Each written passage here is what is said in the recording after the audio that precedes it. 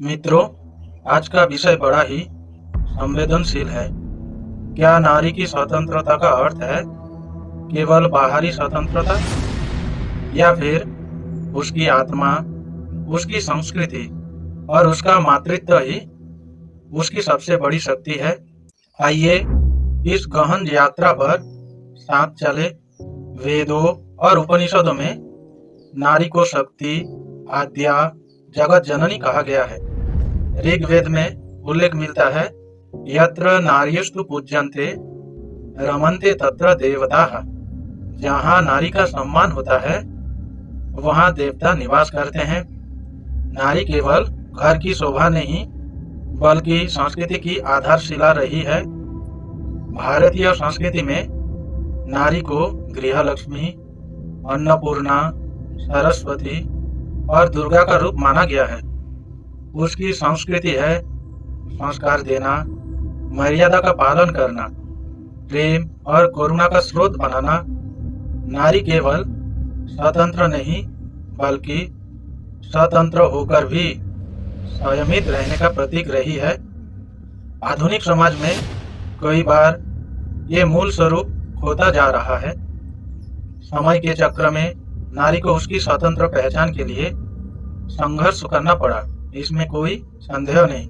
लेकिन स्वतंत्रता संग्राम में नारी ने नई चेतना जगाई, नेतृत्व दिया।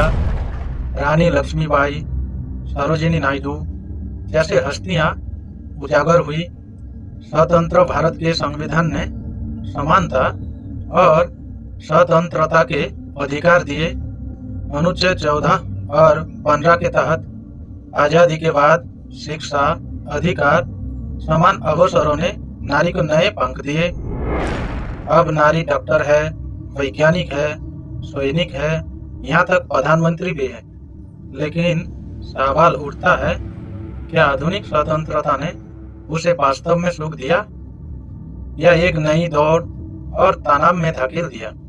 पश्चिमी संस्कृति का अंधानुकरण कई बार उसे उसकी जड़ों से दूर कर देता है। नारी को स्वतंत्र होना चाहिए, लेकिन स्वतंत्रता का अर्थ मर्यादा का त्याग नहीं। अगर स्वतंत्रता उसे परिवार, संस्कृति और मातृत्व से दूर कर दे तो वो अपूर्ण हो जाती है। असली स्वतंत्रता वो है जब नारी अपने निर्णय स्वयं ले, लेकिन साथ ही अपनी संस्कृति की जड़ों से जुड़ी रहे। जैसे गंगा पर्वत से निकलकर भी अपनी पवित्रता बनाए रखती है। मनोविज्ञान कहता है, नारी की सबसे बड़ी शक्ति है उसकी भावनात्मक स्थिरता और करुणा। आधुनिक शोध बताते हैं कि परिवार और बच्चों को पालन में नारी की भूमिका समाज के मानसिक स्वास्थ्य के लिए अनिवार्य है। यदि नारी अपनी संस्कृति और मातृत्व से कट जाती है तो समाज में अकेलापन, तनाव और घुटन बढ़ जाती है। हमें नारी को अधिकार भी देना है और उसकी संस्कृति को भी सुरक्षित रखना है। नारी तभी पूर्ण है जब वो स्वतंत्र भी हो और संस्कृति की वाहक भी।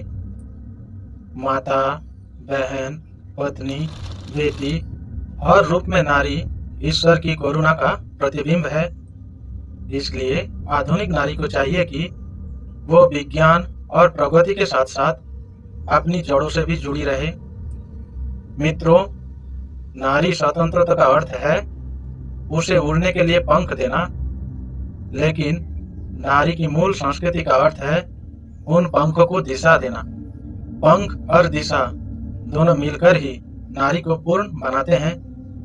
आइए हम सब मिलकर नारी का सम्मान करें, उसकी स्वतंत्रता को भी और उसकी संस्कृति को भी।